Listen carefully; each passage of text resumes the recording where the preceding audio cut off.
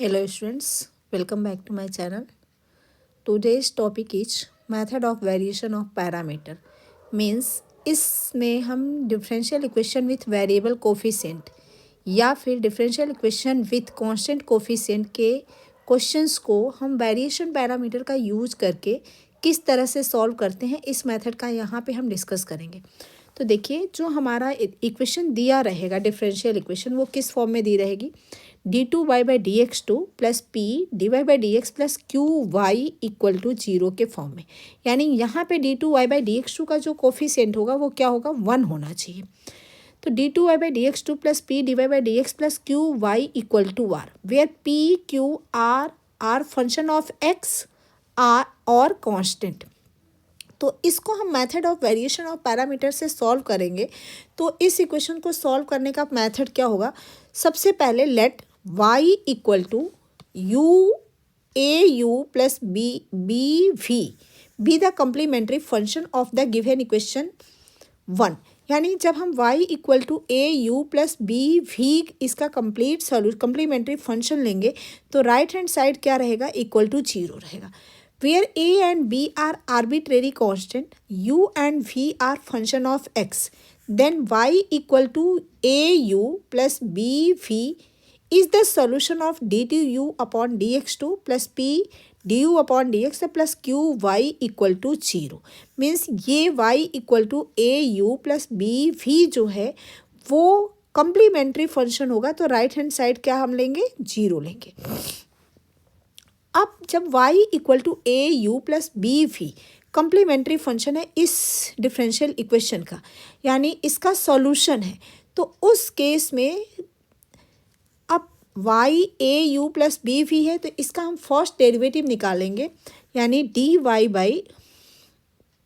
dy upon D X, इसको differentiate करते हैं। यानी y equal to A you plus B V जो हमारे पास है, इसको जब हम डिफ्रेंशिएट करेंगे किसके रिस्पेक्ट में, x के रिस्पेक्ट में, तो ये क्या आ जाएगा, ये आ जाएगा हमारे पास D U upon D X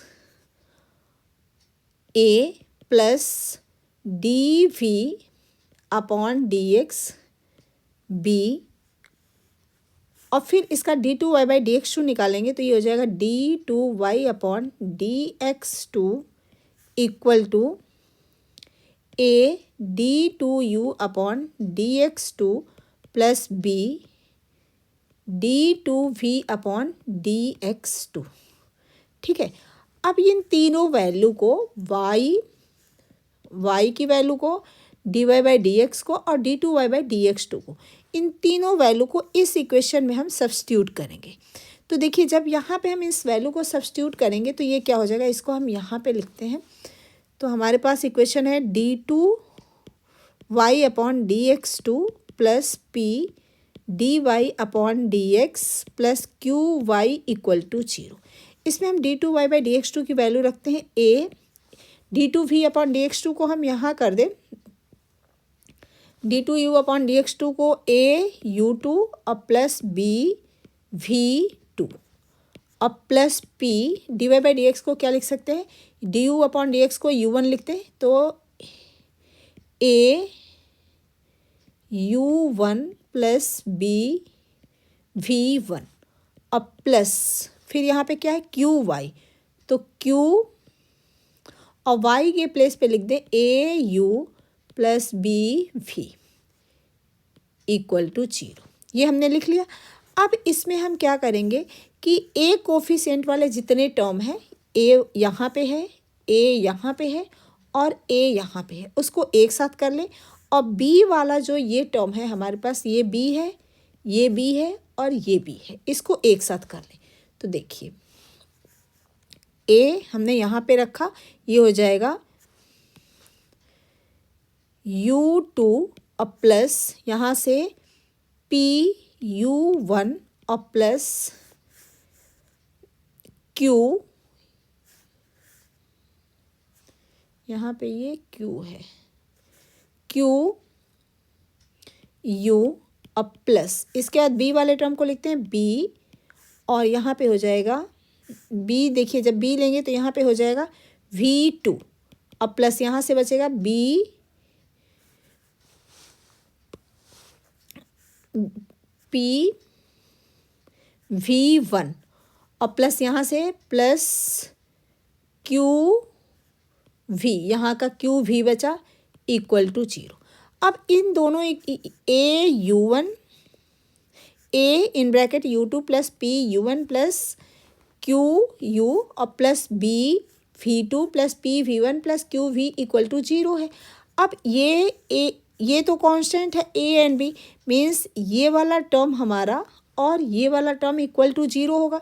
तो यहाँ से हमें मिल गया U2 और plus P U1 plus Q U equal to 0 and V2 plus P V1 plus Q V equal to 0। ये हमारे पास इक्वेशन आ गई।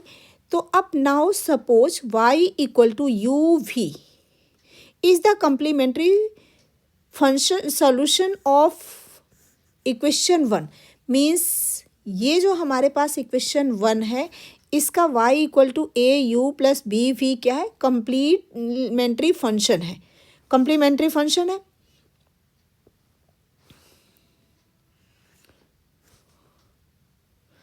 अब इसके बाद इस इक्वेशन को जो y equal to A you plus B V लिए हैं इसको अब हम दोबारा से डिफ्रेंशिएट करेंगे y equal to A you plus V. और यहाँ पे हम क्या ध्यान देने वाला चीज़ हमें, where a and b are constant, a and b are not constant but function of x, so that one will satisfy. यानी इस इक्वेशन में अब हम दोबारा से इसको is the complete solution of equation 1। तो इस केस में a और b जो है वो क्या है, वो कांस्टेंट नहीं है, वो फंक्शन ऑफ x है। तो अब जब फंक्शन ऑफ x होगा तो उसको हम क्या करेंगे, डिफ्रेंशिएट करेंगे, तो a को भी करेंगे। तो अब दोबारा से देखिए, दोबारा से हम डिफ्रेंशिएशन इसको रिमूव कर देते हैं।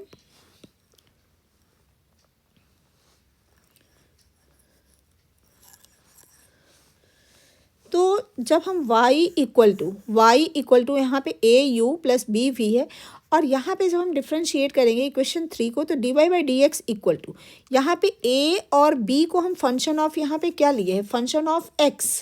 तो a का डिफ्रेंशिएशन क्या हो जाएगा a1 और u को हमने एज इट इज़ लिखा, फिर b का differentiation b1 v as it is और प्लस, अब फिर u का करेंगे तो a कांस्टेंट ट्रीट करेंगे, u का डिफ्रेंशिएशन u1 और b को कांस्टेंट ट्रीट करेंगे तो v का डिफ्रेंशिएशन क्या हो जाएगा v1। यानी हमने यहाँ पे ये वाला फॉर्मूला लगा दिया, differentiation of u v equal to v D U और प्लस u डी वी। तो सेम वे यहाँ a में देखिए ये वाला टर्म का फर्स्ट डेरिवेटिव, फर्स्ट टर्म का derivative second as it is, फिर यहाँ पे second term as it is first का डेरिवेटिव, यानी ये टर्म और ये टर्म एक साथ डिफ्रेंशिएशन है और इस वाले का इसके साथ है।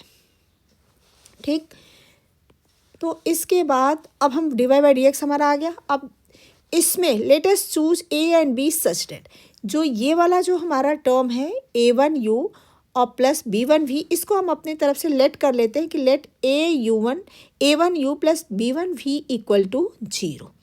इसको हमने 0 चूज कर लिया। तो जब a1 u plus b1 v equal to 0 होगा तो यहाँ पे हम इसकी वैल्यू पुट कर दी 0। तो D Y by D x की वैल्यू क्या आ गई, D Y by D X हमारे पास आ गया a(u1) प्लस b(v1). अब इसके बाद इसका हम दोबारा से फिर डिफ्रेंशिएट करेंगे सेकेंड डेरिवेटिव, तो d2y by D x two, फिर डिफ्रेंशिएशन करें तो d2y by D x two equal to क्या हो जाएगा a एज इट इज और u1 का डिफ्रेंशिएशन क्या यहाँ पे हमने लिखा है u2 और plus b as it is v1 का डिफ्रेंशिएशन v2। अब इसके बाद नेक्स्ट हम फिर इसको प्रोडक्ट मेथड से डिफ्रेंशिएट कर रहे हैं तो a का डिफ्रेंशिएशन क्या हो जाएगा a1 u1 तो पहले से डिफ्रेंशिएशन है a1 u1 और फिर b का करेंगे तो b1 v1। तो इस तरह से हमारे पास D Y by D X आ गया, d2y by D x two आ गया। अब इन दोनों वैल्यू को y D Y by D X और d2y by D x to को, इन सारी वैल्यू को कहाँ पे सब्स्टिट्यूट करेंगे, इक्वेशन 1 में। यानी ये जो हमारी इक्वेशन 1 है, इस इक्वेशन 1 में हम d2y by D x two, D Y by D X और y की वैल्यू पुट करेंगे। तो देखिए यहाँ से हमें क्या मिलेगा, जब यहाँ पे आप वैल्यू पुट करेंगे तो ये हो जाएगा ये d2y/dx2 के प्लेस पे पुट किया तो a हमारे पास जो डिफरेंशियल इक्वेशन है वो इक्वेशन है d2y/dx2 प्लस p dy/dx और plus qy equal to r। अब इस इक्वेशन में हम ये d2y/dx2 के प्लेस पे ये वैल्यू पुट किए, dy/dx के प्लेस पे ये पुट किए और y के प्लेस पे ये सब्स्टिट्यूट किए, क्योंकि देखिए यहाँ पे हमने y equal to au plus B V लिया है। तो यहाँ पे हमने सब्स्टिट्यूट किया, तो जब सब्स्टिट्यूट किए तो y के प्लेस पे au2 bv2 plus a1 u1 plus b1 v1 और प्लस p, यहाँ पे ये p है p और फिर dy/dx की वैल्यू है a u1 plus b v1, तो a u1 plus b v1 और प्लस q और y की वैल्यू यहाँ ऊपर हमारे पास है au प्लस bv, तो y के प्लेस पे au प्लस bv लिख दिया। अब यहाँ से फिर दोबारा वही चीज़ हम करेंगे कि a को कांस्टेंट एज इट इज़ रखा और फिर u2 a का कोफिशिएंट जहाँ जहाँ है सारे कोफिशिएंट को एक साथ रखा और b वाले कोफिशिएंट को एक साथ रखा और ये जो a1 का डेरिवेटिव वाला टर्म है उसको एक साथ रखा। तो देखिए a का टर्म यहाँ पे है ये और फिर ये और ये जो हमने येलो कलर से हाईलाइट किया ये सारा a है। तो देखिए यहाँ पे a को हमने कॉमन ले लिया, यहाँ से u2 हमारे पास मिल गया u2, फिर यहाँ से a का टर्म ये वाला तो a का टर्म u2 यहाँ मिल गया, फिर इसके बाद यहाँ से a का टर्म p u1 मिल गया और फिर यहाँ से a का कोफिशिएंट जो मिला वो q u मिल गया। अब इसके बाद b का कोफिशिएंट लेते हैं, तो यहाँ से देखिए b का कोफिशिएंट ये स्टार वाला टर्म और फिर यहाँ पे v2, यहाँ v2 लिख दिया, फिर उसके बाद b का टर्म v1 तो p v1 यहाँ से लिख दिया और फिर यहाँ से v का टर्म qv तो qv लिख दिया। उसके बाद हमारे पास क्या बचा a1 u1 और a2 b1 v1, तो a1 v1 और a1 u1 और b1 v1 को यहाँ लिख दिया right hand side as it is. अब यहाँ पे इस वैल्यू को, ये जो हमारी वैल्यू है इस वैल्यू को ऑलरेडी हम ऊपर इसकी वैल्यू क्या फाइंड आउट किए हैं इक्वल टू 0। देखिए यहाँ पे ये वाला टर्म जो हमारे पास है इसकी वैल्यू क्या है u2 plus p u1 plus q u equal to 0 और u2 plus p v1 plus v q v equal to 0।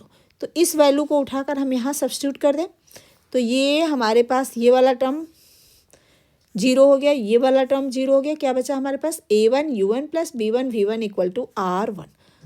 ये एक इक्वेशन हमारे पास बन गई a1 u1 plus b1 v1 equal to r and एक इक्वेशन हमारे पास है a1u, ये equation number 4 a1u plus b1 v equal to 0। इन दोनों इक्वेशन को, ये इक्वेशन 5 हमारे पास है और ये इक्वेशन 4 है, इन दोनों इक्वेशन को हम सॉल्व करेंगे तो देखिए इन दोनों इक्वेशन को अगर हम ऐड कर दें तो यहाँ से ऐड करके a1 की वैल्यू निकालेंगे और फिर b1 की वैल्यू फाइंड आउट करेंगे। a1 और b1 जब वैल्यू हमारे पास निकल जाएगी उसके बाद a1 का मतलब क्या है a1 इक्वल टू है dA/dx, तो इसको हम दोबारा फिर इंटीग्रेट करेंगे तो a इक्वल टू क्या हो जाएगा v/u1v माइनस u(v1) dx और plus constant of integration c। इसी तरह से जो b1 की वैल्यू ये आई है इसको फिर b1 का मतलब होता है dB/dx, इसको फिर हम इंटीग्रेट करेंगे तो यहाँ से b की वैल्यू मिल जाएगी। a और b हमें मिल गया और c1 c2 क्या है कॉन्स्टेंट ऑफ इंटीग्रेशन।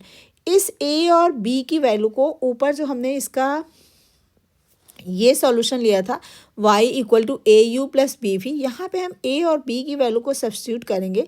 उसके बाद जो हमें वैल्यू मिलेगी y की, that value is the solution of this given differential equation. तो ये इसके वर्किंग स्टेप्स थे कि इस तरह से हम वेरिएशन पैरामीटर पे क्वेश्चन सॉल्व करेंगे। ये थोड़ा सा मेथड लेंदी पड़ता है तो इसका एक अल्टरनेट मेथड यहाँ पे है, alternate method to find complementary solution, complete solution. तो देखिए consider the following differential equation, ये हमें डिफरेंशियल इक्वेशन गिवन है इसका हम पर्टिकुलर इंटीग्रल कैसे फाइंड आउट करेंगे, तो particular integral equal to y equal to, देखिए वाई इक्वल टू, यहाँ पे ये जो इक्वेशन था y equal to A you plus B we, तो ये इसका कम्प्लीमेंट्री फंक्शन यहाँ लिया है y equal to A you plus B we. तो यहाँ से particular integral equal to minus U integration V capital R upon W D X और plus V integration U R upon W D X. यानी आप इसको याद कैसे रखोगे, तो माइनस यू और वी दोनों है, तो माइनस यू और वी आर, ये वाला जो आर है ये अपॉन डब्लू डी एक्स और प्लस अब वी, पहले यू को ले लिया वी को लेंगे यहाँ पे, वी इंटीग्रेशन के अंदर u R upon W D x. अब यहाँ पे डब्लू जो है वर्ग कैसे फाइंड आउट करेंगे, तो डब्लू फाइंड आउट करने का फॉर्मूला हमारे पास है डब्लू इक्वल टू यू, यहाँ पे लिखेंगे वी और फिर u को डिफ्रेंशिएट करके यहाँ पे लिखेंगे D U upon D X और D V upon D X. यहाँ से w की वैल्यू आ जाएगी, इस w की वैल्यू को यहाँ सब्स्टिट्यूट करोगे, फिर उसके बाद देखिए यहाँ पे लिखा हुआ है ना u v one minus v u one, तो यही इस डिटर्मिनेंट को सॉल्व करके यहाँ पे लिखा है। इस u पर्टिकुलर इंटीग्रल को सॉल्व करेंगे, इंटीग्रेट करके इसकी वैल्यू फाइंड आउट करेंगे, उसके बाद कंप्लीट सॉल्यूशन क्या हो जाएगा, सी एफ यानी y equal to A you plus B v और प्लस ये पर्टिकुलर इंटीग्रल, ये हमारा कंप्लीट सॉल्यूशन हो जाएगा। तो देखिए इस पे क्वेश्चन एक हम डिस्कस करते हैं। Solve by the method of variation of parameter d2y by D x two plus 4y equal to 4 10 2x। अब यहाँ पे ये जो डिफरेंशियल इक्वेशन गिवन है, इस डिफरेंशियल इक्वेशन में जो कोफिशिएंट है वो क्या है, एक कांस्टेंट है। यानी डिफरेंशियल इक्वेशन हमें किस फॉर्म में दी हुई है, d2y upon D x two plus p d y upon D x plus Q Y equal to r के फॉर्म में। तो यहाँ पे p जो कोफिशिएंट है वो यहाँ नहीं है, यानी d Y by D x वाला टर्म नहीं, यानी ये वाला टर्म हमारा p की वैल्यू क्या है, 0 है और q के प्लेस पे क्या है, r है। यहाँ पे d2y by D x to जो है उसका कोफिशिएंट 1 होना चाहिए, तो यहाँ पे भी 1 है, यानी इक्वेशन जो हमें स्टैंडर्ड फॉर्म में गिवन है। तो इसका complete solution complementary function find out करने के लिए हम प्रीवियस कोई भी मेथड लगा सकते हैं, क्योंकि यहाँ पे क्या दिया है, यहाँ पे जो कोफिशिएंट है वो कांस्टेंट है। तो जब हमारा डिफरेंशियल इक्वेशन में कोफिशिएंट कांस्टेंट होता है तो उस डिफरेंशियल इक्वेशन को सॉल्व करने के लिए सबसे पहले हम क्या फाइंड आउट करते हैं, ऑक्सिलरी इक्वेशन। तो देखिए ऑक्सिलरी इक्वेशन कैसे फाइंड आउट होगी, तो d2y by D x to को, जैसे ये हमारे पास d2y upon D x two plus 4y equal to 0 है, तो इस d अपॉन डी एक्स को हम m रिप्लेस करते हैं। तो यहाँ पे d2y by D x to है, तो ये हो जाएगा m स्क्वायर और प्लस 4 इक्वल टू 0। तो यहाँ से m की वैल्यू आ जाएगी प्लस माइनस 2 आइटा। अब यहाँ पे जो m का रूट है वो क्या है, कॉम्प्लेक्स है। तो जब हमारा रूट कॉम्प्लेक्स होता है तो उस केस में कॉम्प्लीमेंट्री फंक्शन का फॉर्मूला क्या होता है, सी एफ का। तो सपोज हमारे पास रूट जो है वो अल्फ़ा प्लस आई बीटा के फॉर्म में है, तो कॉम्प्लीमेंट्री फंक्शन होता है C F equal to e raise to the power alpha x c one cos beta x plus C two sine beta x. ठीक, तो अब यहाँ पे इस फॉर्मूला का अगर हम यूज करते हैं तो अल्फ़ा के प्लेस पे क्या है, अल्फ़ा एम इक्वल टू, अगर हम इसको ऐसे रख दें 0 प्लस माइनस 2 आइटा, तो यहाँ पे वैल्यू पुट करें तो C F equal to E की E raise to the power alpha X के प्लेस पे यहाँ 0 होगा, तो ये तो टर्म नहीं रहेगा, और यहाँ पे क्या हो जाएगा, E raise to the power 0x C one cos beta के प्लेस पे क्या है 2x और प्लस सी टू साइन बीटा के प्लेस पे 2x। तो ये हमारे पास हो जाएगा complementary function equal to C one cos 2x plus C two sine 2x। अब इस सी वन सी टू को हम a से रिप्लेस कर देते हैं, तो a कॉस 2x और प्लस b साइन 2x। तो देखिए यहाँ पे हमारे पास y की वैल्यू आ गई, y equal to a cos 2x plus b sine 2x। ये क्या है, कंप्लीट CF यानी be the complete primitive of the given equation where a and b are function of x. अब हम यहाँ पे a और b को क्या चूज करते हैं, फंक्शन ऑफ x चूज करते हैं, तो so that the given equation will satisfy. अब गिवन इक्वेशन कौन सी, ये गिवन इक्वेशन जो है वो इस सॉल्यूशन को सेटिस्फाई करेगी. तो इसका हम क्या फाइंड आउट करेंगे, dy बाई डी एक्स और d2y by D x to. तो यहाँ पे हमें किसकी नीड है, d2y by D x two की है, तो इसको सेकंड डेरिवेटिव करें. तो देखिए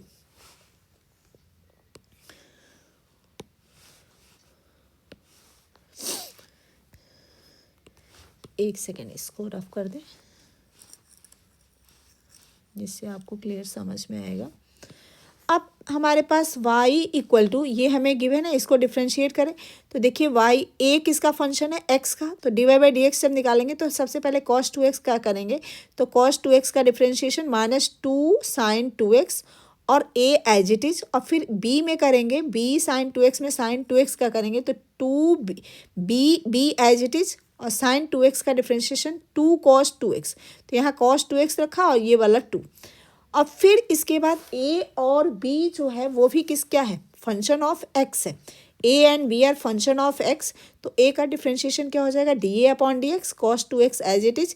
फिर यहाँ पे इस वाले टर्म में b का differentiation dB upon D x sine 2x. अब देखिए let us choose a and b such that, हम अब a और b को इस तरह से चूज करें कि dA upon D x cos 2x और plus dB upon D x sine 2x की वैल्यू क्या है, इक्वल टू 0. अब इसको याद कैसे रखेंगे कि किस टर्म को हमें इक्वल टू 0 लेना है, तो अपने माइंड में ये सोचना है कि a क्या है. a वैसे तो कांस्टेंट दिख रहा है, कांस्टेंट की तरह, तो यानी इसका अगर हम डेरिवेटिव करेंगे तो ये डेरिवेटिव 0 हो जाएगा. तो इसलिए हमें इस टर्म को इक्वल टू 0 ले लें. सिर्फ ये आपको याद रखने के लिए सोचना है, क्योंकि हम यहाँ पे ऑलरेडी डिफाइन किए हैं कि a and b are function of x. तो देखिए अब ये क्या होगा, dA upon D x cos 2x और plus dB upon dB upon D x sine 2x equal to 0. अब dy बाई डी एक्स की जब ये वैल्यू हम इक्वल टू 0 ले लिए तो dy बाई डी एक्स की वैल्यू क्या हो जाएगी, सिर्फ यहाँ से यहाँ तक इतना टर्म जो हमारा होगा वो dy बाई डी एक्स हो जाएगा. तो dy by D x equal to -2a sine 2x और प्लस 2b कॉस 2x. अब इसको फिर दोबारा हम सेकेंड डेरिवेटिव करेंगे. तो देखिए d2y by D x to जब हम करेंगे तो -2 और a का derivative dA upon D x sine 2x as it is. फिर यहाँ से b का करते हैं तो 2b का differentiation dB upon D x cos 2x. फिर यहाँ पे जो है -2a और साइन 2x का डेरिवेटिव हो जाएगा 2 cos 2x और ये वाला 2 से मल्टीप्लाई होगा तो 4 हो जाएगा. तो -4a cos 2x. फिर यहाँ पे cos 2x का करेंगे तो माइनस साइन 2x आएगा और ये वाला 2 से 2 मल्टीप्लाई हुआ तो 4 हो जाएगा. तो -4 साइन 2x, ये हमारा सेकेंड डेरिवेटिव आ गया. अब यहाँ पे ये जो हमारा है फर्स्ट डेरिवेटिव, ये हमारा है सेकेंड डेरिवेटिव और y की वैल्यू हमारे पास ये है. अब इन सारी वैल्यू को कहाँ पे सब्स्टिट्यूट करेंगे, सारी वैल्यू को गिवन इक्वेशन में सब्स्टिट्यूट करेंगे. कौन सी गिवन इक्वेशन, ये जो हमें इक्वेशन दी हुई है d2y by D x two plus 4y equal to 4 tan 2x में. तो देखिए जब इसको हम सब्स्टिट्यूट करेंगे तो यहाँ पे मैं सब्स्टिट्यूट करके आपको दिखाती हूँ. हमारे पास इक्वेशन है d2y upon D x two और plus 4y plus 4y equal to 4 tan 2x. तो d2y by D x two की वैल्यू हमारे पास ये है. तो इसको हम यहाँ लिखेंगे, एक सेकेंड. तो ये हो जाएगा d2y by D x two minus 2a dA upon D x sine 2x और plus 2 dB upon D x cos 2x और minus 4a cos 2x minus 4b sign 2x. ठीक है, और प्लस क्या है 4y. तो प्लस 4 और y की वैल्यू है हमारे पास, देखिए a cos 2x plus b sine 2x. Equal to क्या है, इक्वल टू है 4tan2x। अब इसको हम सिंप्लीफाई करेंगे, सिंप्लीफाई करेंगे putting this value in equation. तो देखिए यहाँ पे 4a cos 2x पॉजिटिव का, और यहाँ पे -4a cos 2x नेगेटिव का, तो ये वाला टर्म और ये वाला टर्म कैंसिल हो जाएगा। यहाँ पे 4b sin 2x, यहाँ पे ये वाला 4 अंदर जाएगा, ये 4 यहाँ हो जाएगा, तो 4b sin 2x, तो ये वाला भी टर्म कैंसिल हो जाएगा। तो हमारे पास क्या बचा, -2a sin 2x dA/dx और -2dB/dx cos 2x equal to 4tan2x। तो यहाँ पे ये रिजल्ट लिखा हुआ है, -2 sin 2x dA/dx plus 2 cos 2x dB/dx equal to 4tan2x। अब यहाँ से 2 से हम डिवाइड कर दें, यहाँ भी 2 है, यहाँ भी 2 है, यहाँ भी 2 है, तो 2 से डिवाइड कर दिया तो -sin 2x dA/dx plus cos 2x dB/dx equal to 2tan2x। एक इक्वेशन हमारे पास ये आ गई, और एक इक्वेशन ये वाली, एक सेकेंड जरा ऊपर का ये सब साफ कर दो। देखिए एक इक्वेशन हमारे पास ये आ गई, -2 sin 2x dA/dx plus 2 cos 2x dB/dx equal to 2tan2x। और दूसरी इक्वेशन हमारे पास आ गई dA/dx cos 2x और plus dB/dx sin 2x equal to 0। अब इस इक्वेशन 2 को और इक्वेशन 3 को हम सॉल्व करेंगे। तो देखिए जब सॉल्व करेंगे, यहाँ हम सॉल्व करते हैं इसको, sin 2x dA/dx और plus cos 2x dB/dx equal to 2tan2x। और दूसरी इक्वेशन है, इक्वेशन 2 हमारे पास है cos 2x dA/dx और plus sin 2x dB/dx equal to 0। अब इन दोनों इक्वेशन को जब हम सॉल्व करेंगे तो देखिए यहाँ पे ये माइनस साइन है और यहाँ पे प्लस साइन है, लेकिन dA/dx का कोफिशिएंट यहाँ पे क्या है, sin 2x है, और यहाँ पे क्या है, cos 2x है। तो अगर इस इक्वेशन को हम cos 2x से मल्टीप्लाई करते हैं, इस इक्वेशन को sin 2x से, तो अब ये dA/dx का कोफिशिएंट सेम हो गया, तो ये दोनों टर्म क्या हो जाएगा, ऐड करेंगे तो ये दोनों टर्म हमारा कैंसिल हो जाएगा, यहाँ पे ये वाला टर्म बचेगा।